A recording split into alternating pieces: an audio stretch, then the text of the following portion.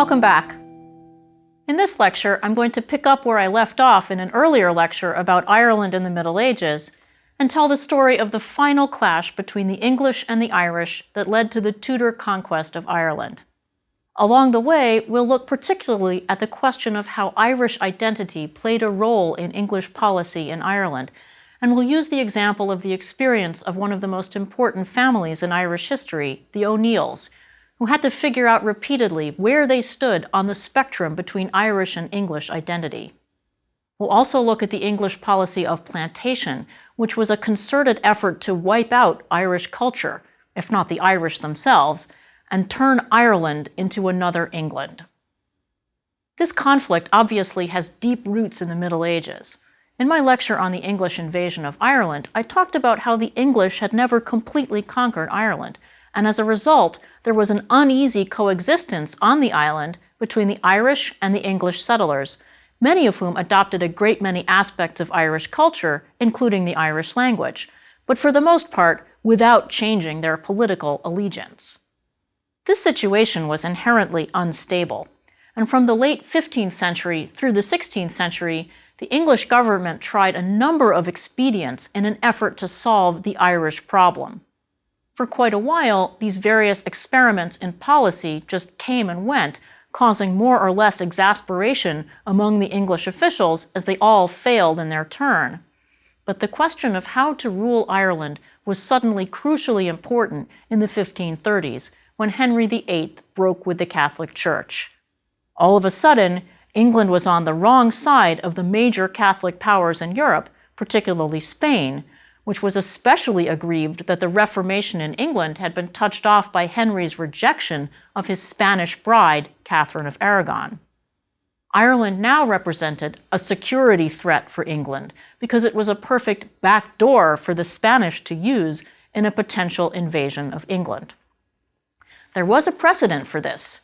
Way back in the late 15th century, after the Tudor victory in the Wars of the Roses, two Yorkist pretenders actually invaded England from Ireland, and they had foreign help. In fact, one of them was helped by Scotland. So the English were very afraid of their Spanish enemies joining forces with the Irish. And the religious factor did not help matters. Naturally, the English tended to identify Catholicism with disloyalty and the threat of invasion by Catholic powers.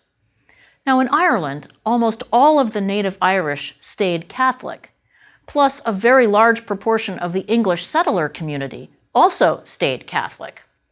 The Spanish king was likely to listen with a sympathetic ear to pleas for help from Catholics in Ireland, and that was very dangerous to the English, especially because now the settlers and the native Irish might make common cause on religious grounds. So this made Ireland seem like even more of a threat to the English authorities.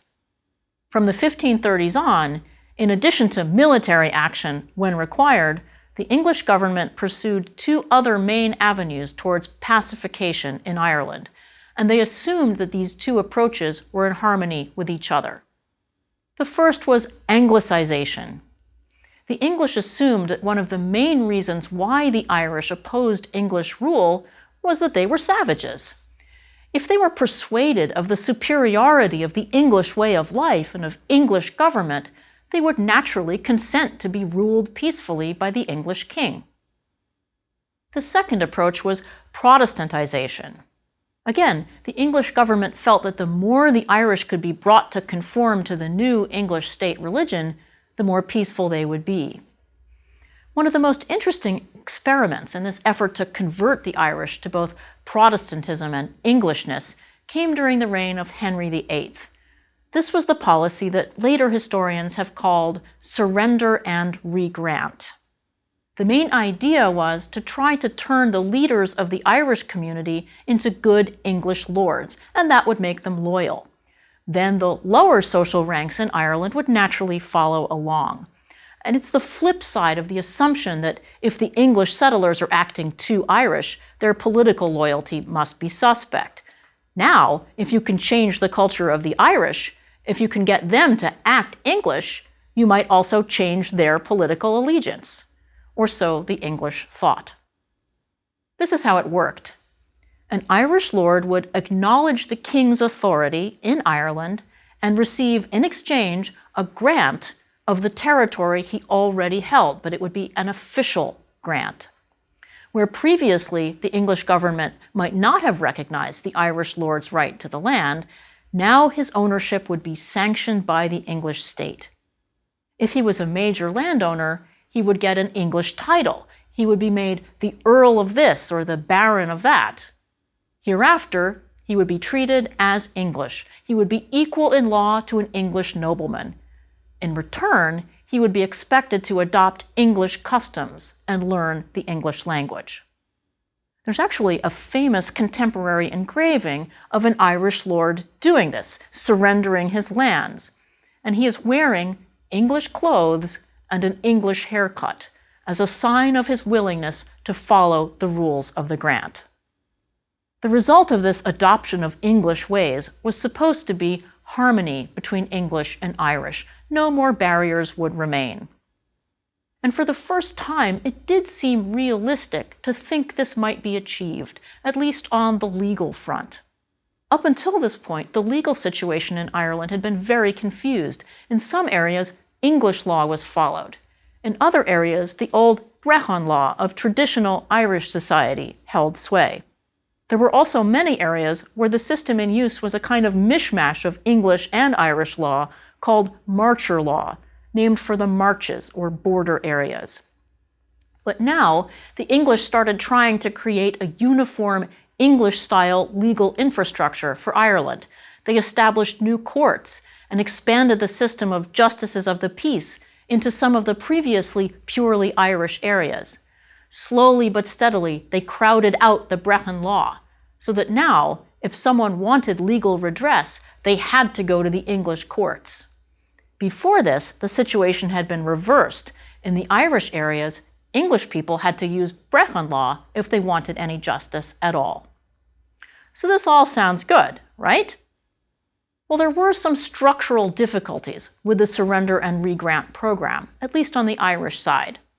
One of the most important of these problems had to do with the differences between the ways in which the English and the Irish handled the ownership of land.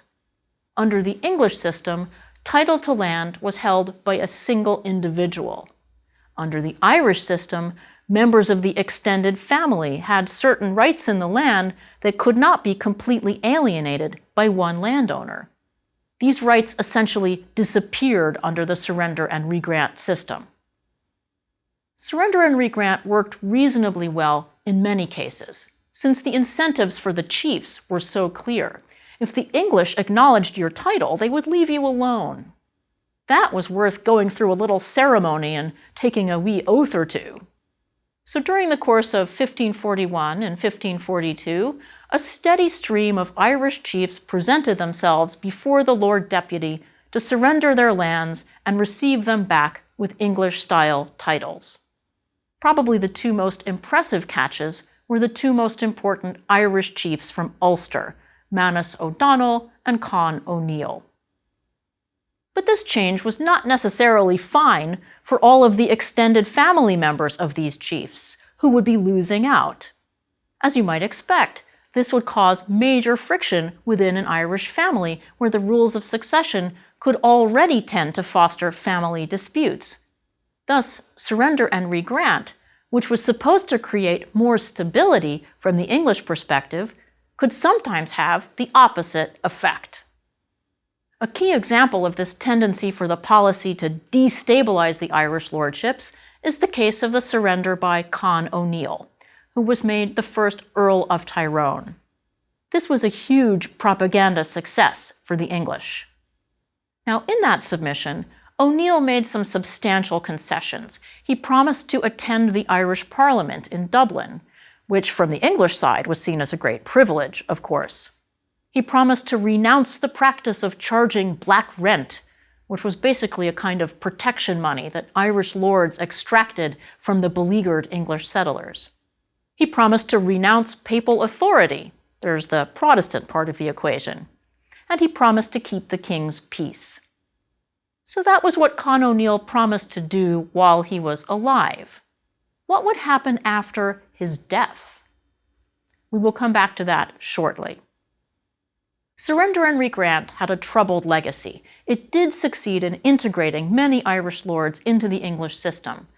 But there was also some pushback from people who felt that Surrender and Regrant was a betrayal of Irish culture. Prominent among these detractors were the Irish bards. Remember, these were exactly the people whom the English did not want their own people to patronize because they represented so much concentrated Irishness. There's a wonderful poem from this period written by Líseach Machanbhard that really captures this dichotomy between the old Irish ways and the new English ways, and it certainly draws on the rich Irish tradition of satire. The poem draws a sharp contrast between a native Irish rebel named Owen Bawn and an unnamed Irish man who has been seduced by the new English style. The poet merely addresses him as the man who follows English ways. First, Machanbhard criticizes his target for cutting his long flowing hair short in the English fashion. He compares him to a tonsured monk. And he criticizes him too for wearing English-style clothes, including a long satin scarf and a high Dutch collar.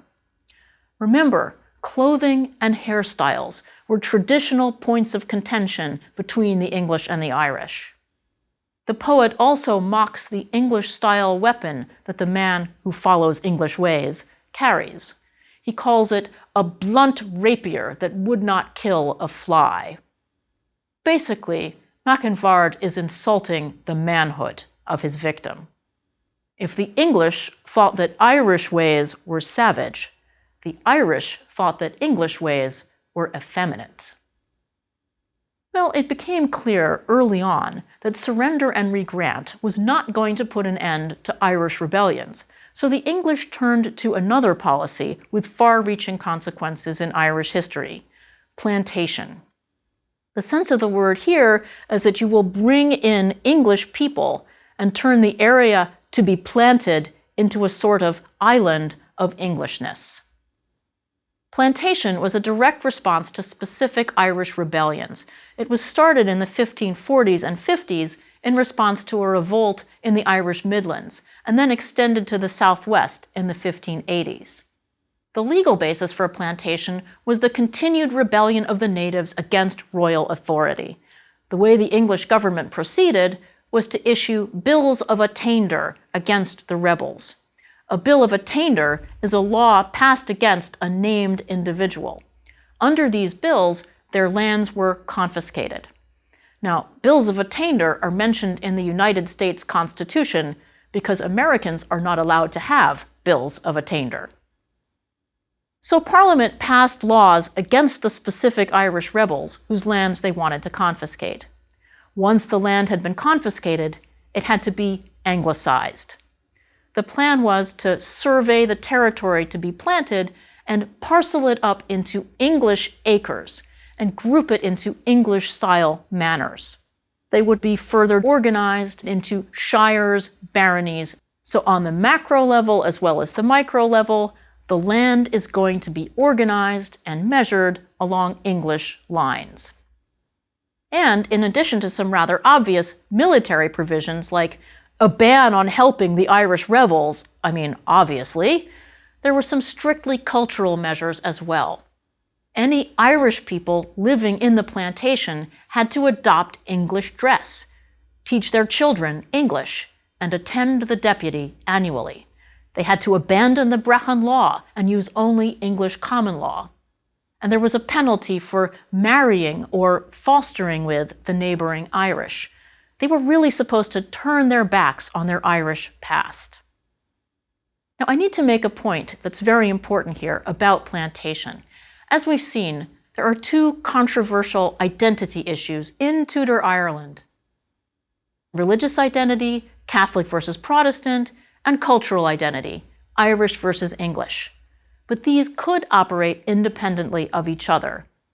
The highly Anglicizing policy of plantation got its start under a Catholic monarch of England, Mary Tudor. For Mary, the status of the Irish as Catholics did not wipe out the problem of their being Irish. But because Mary died soon after plantation got underway, and the religious policy of the English government shifted with it back to Protestantism, plantation quickly got associated in people's minds with Protestantism, and that turned out to be a toxic combination. It made those who didn't like plantation turn against Protestantism, and it made those who didn't like Protestantism resist plantation. Let's now turn back for a moment to the O'Neill family, who are the most important family in Ulster, in the north of Ireland, and we'll see how the problems of balancing the demands of both Irish and English identity played out. In 1559, Con O'Neill, the Earl of Tyrone, died, leaving two sons as claimants to the earldom: Matthew, the elder, and therefore the official English-sponsored claimant, and Shane, the younger, but the most prominent of the claimants under the Irish system. What were the English going to do?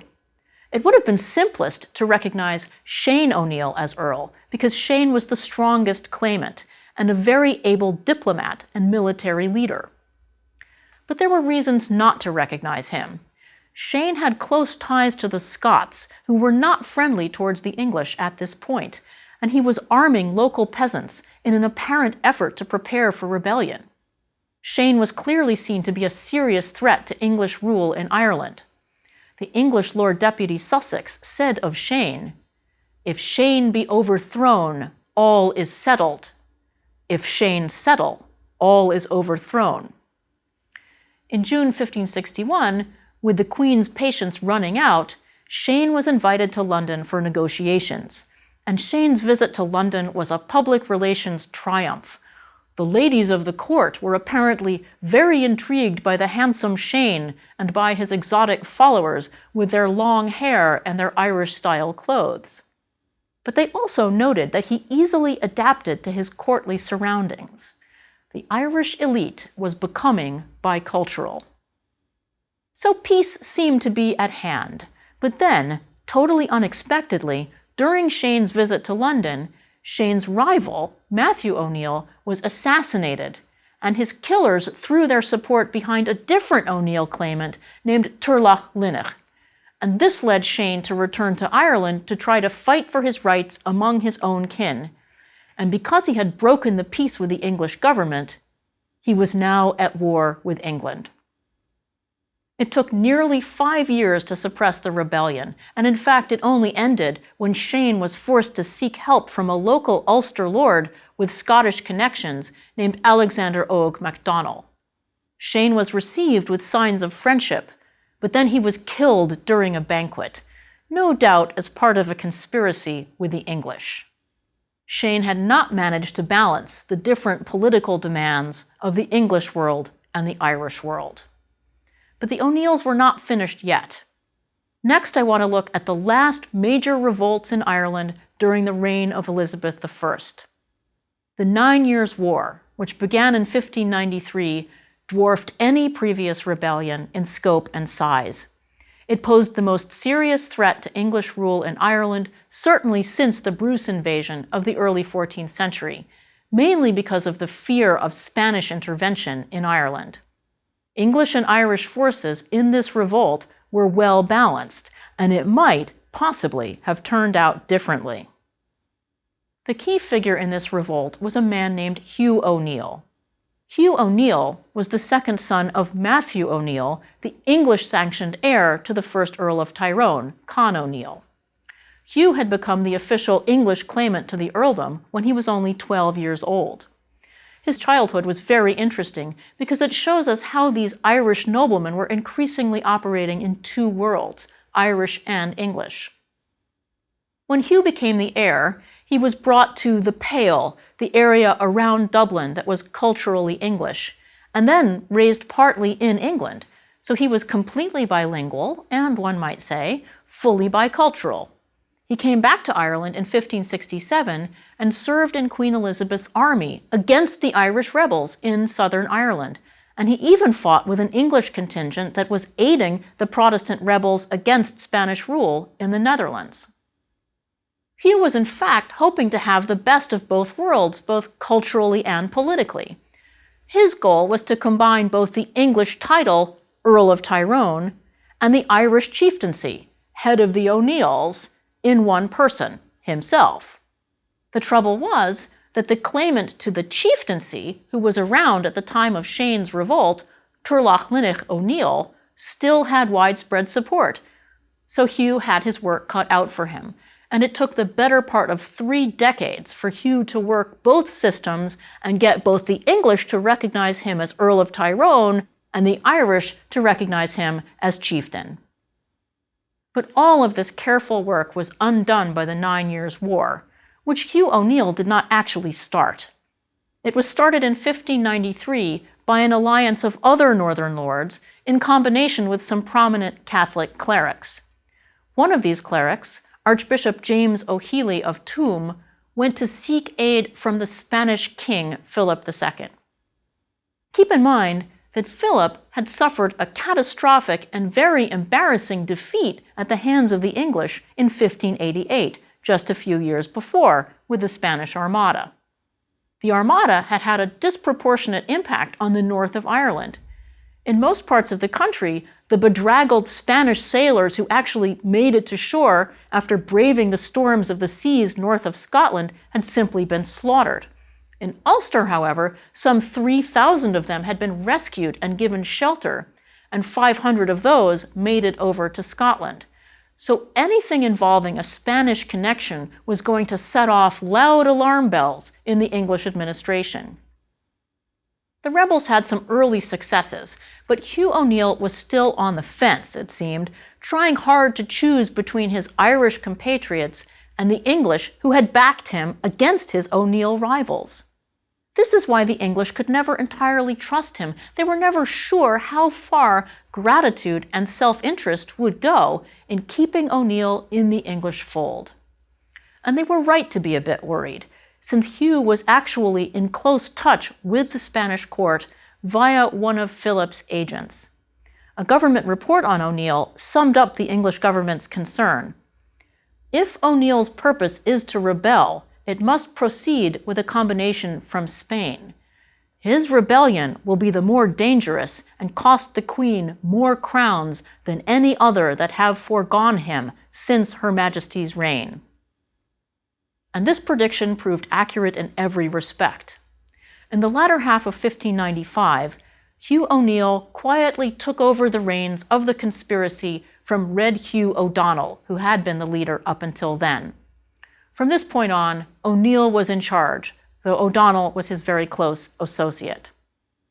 Hugh O'Neill was a really good commander. He had served in the Queen's army, where he had learned how to train pikemen and musketeers, so he was up to date on the latest weaponry. He was, of course, hampered in his campaigning by a lack of heavy artillery. There was just no way for him to get the large field guns that the English had access to. But he countered this deficit by an effective use of guerrilla tactics. So what did the rebels want? First, autonomy for Ireland, sort of an early version of home rule, if you like.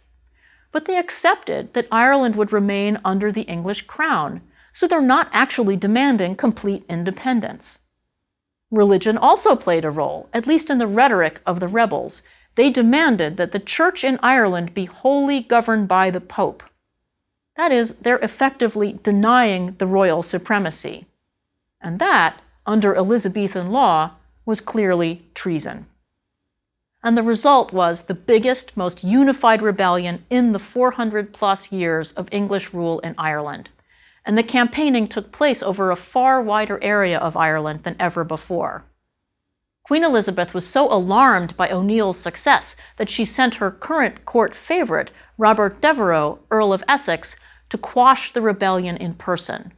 He went over with the most impressive army ever sent to Ireland, 16,000 troops. He had full viceregal powers. He had everything he needed to crush O'Neill. But what did he do instead? He received O'Neill's submission and made a truce with him. So Essex had squandered the best chance yet of beating O'Neill, and Elizabeth wasn't happy. He was summoned home, and knowing that he was in the doghouse, he started a rebellion himself as soon as he landed on English soil.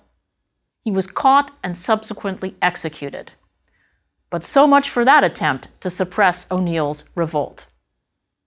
Still, Elizabeth had other arrows in her quiver. She sent over a much better soldier in February of 1600 named Charles Blount, Lord Mountjoy. He had an actual strategy in mind for crushing O'Neill. He wanted to isolate him in his Ulster base by building forts at key locations all along the border of the province, and he wanted to starve O'Neill into submission, to use famine as a weapon. Mountjoy may have gotten the idea of starving the Irish from a work by the famous English poet Sir Edmund Spenser, who had served for many years as a colonial official in Ireland until he was driven off his estates by the rebels. Spenser's book, entitled A View of the Present State of Ireland, drew on stereotypes of the Irish as thieves and murderers that went all the way back to Gerald of Wales in the 12th century. Here is Spenser on the Irish. "Marry, those be the most barbaric and loathy conditions of any people, I think, under heaven. They do use all the beastly behavior that may be. They oppress all men. They spoil as well the subject as the enemy. They steal. They are cruel and bloody, full of revenge, and delighting in deadly execution, licentious, swearers and blasphemers, common ravishers of women, and murderers of children." These were the ideas that were shaping English policymakers in their response to the rebellion. Now, O'Neill knew that Mountjoy was going to be a lot tougher as an opponent than Essex had been, so he redoubled efforts that had been underway for some time to recruit help from Spain. In January of 1601, Philip III of Spain, who had succeeded his father 3 years earlier, promised to send 6,000 men to Ireland. But due to various setbacks, by the time the fleet landed on September 21st at Kinsale, just south and west of Cork City, there were fewer than 4,000 troops on board. And when they landed, it turned out that the local rebels had already been defeated. Given the lack of immediate local support, the Spanish commander, Don Juan de l'Aguila, decided to hunker down inside Kinsale and wait for O'Neill to join him. Mountjoy moved in to besiege Kinsale, but O'Neill rushed south from Ulster to try to meet up with his Spanish allies. Now, Mountjoy's army had the rebels on one side and the Spanish garrison on the other. O'Neill attacked, but the maneuver he tried to pull off proved too confusing for his troops. He simply overshot their ability to carry out his orders. And it came down to a straight-out fight between the cavalry of both sides, and Mountjoy prevailed. The Spanish never even came out of their fortress, and after negotiating rather cravenly for a week or so, they finally surrendered on January 2nd, 1602. The defeat at Kinsale was the beginning of the end. Hugh O'Neill's army made its way very laboriously back to Ulster in terrible weather, while O'Donnell went off to Spain to seek for more help, unsuccessfully, and he died there, possibly of poison. Hugh O'Neill knew he was effectively beaten. He merely went underground as his supporters gradually trickled in to sue for pardon from the English, including Rory O'Donnell, the brother of his old compatriot. By the beginning of 1603, Elizabeth just wanted it all over, so she gave Mountjoy authorization to offer O'Neill life, liberty, and a pardon. In March of 1603, O'Neill agreed. He hung on for 4 more years, hoping that he would be able to reach an accommodation with the English regime. But in the end, it proved impossible, and he, along with several companions, went into exile in 1607, never to return. The so-called Flight of the Earls can be said, with some oversimplification, to represent the end of the old Irish order. After departing from Lough Swilly in the north of Ireland, the Irish lords traced a path through all the major Catholic countries of Western Europe, and they finally landed in Rome.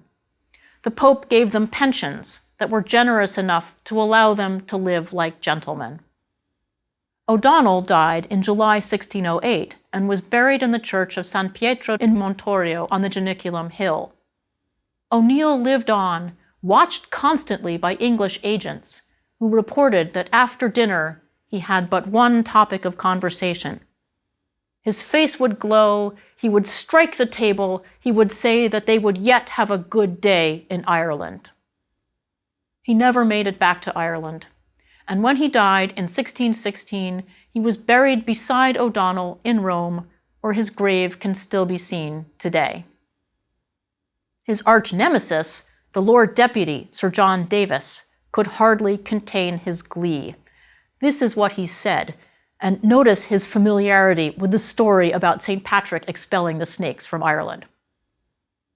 As for us that are here, we are glad to see the day wherein the countenance and majesty of the civil law and government hath banished Tyrone out of Ireland, which the best army in Europe, and the expense of 2 millions of sterling pounds did not bring to pass.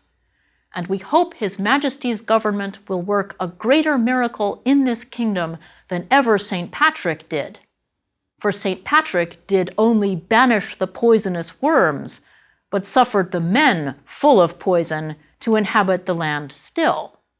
But His Majesty's blessed genius will banish all those generations of vipers out of it, and make it, ere it be long, a right fortunate island. One way the English were trying to make Ireland a fortunate island was by extending the policy of plantation to Ulster. The English government was determined to dilute the Irishness of this most rebellious province by importing settlers from England and the nearby Scottish lowlands. Now, the Scots of the lowlands, as I have pointed out in other lectures, were very different from the Scots of the highlands. The lowlanders did not have linguistic or ethnic ties to Ireland. In fact, they were speakers of a dialect of English known as Scots, which descended from the language spoken in northern England in the Anglo-Saxon period. Many people know a little Scots without realizing it. The famous song Auld Lang Syne, from a poem by Robert Burns, uses the Scots term for old long since or long, long ago. Many of them were, in fact, ethnically the same as the English, though they had adopted a Scottish political identity. By this point, that Scottish political identity brought with it a fervent commitment to a very strong branch of Reformed Protestantism, strongly Calvinist in outlook, that was based on the work of John Knox. They were utterly opposed to the Catholic faith. The Protestant, English-speaking Scots and Englishmen were not going to mix very well with the Catholic, Irish-speaking Irish. There were also some Scots settlers from the Gaelic-speaking Western Islands of Scotland, but the English government made sure that they were staunch Protestants. The mood among the Irish in this period was glum. I'll just read a quick excerpt of a poem attributed to Farflacha O'Niamh, the O'Neill court poet, and its title tells us that the Irish knew that they faced both political and cultural ruin. It is called The Downfall of the Gaels. Through the woods let us roam, through the wastes wild and barren. We are strangers at home. We are exiles in Erin. The English had finally succeeded in subduing the entire island of Ireland, and they had done so partly by attacking Irishness itself, which, from the English perspective, meant converting Ireland from savagery to civility.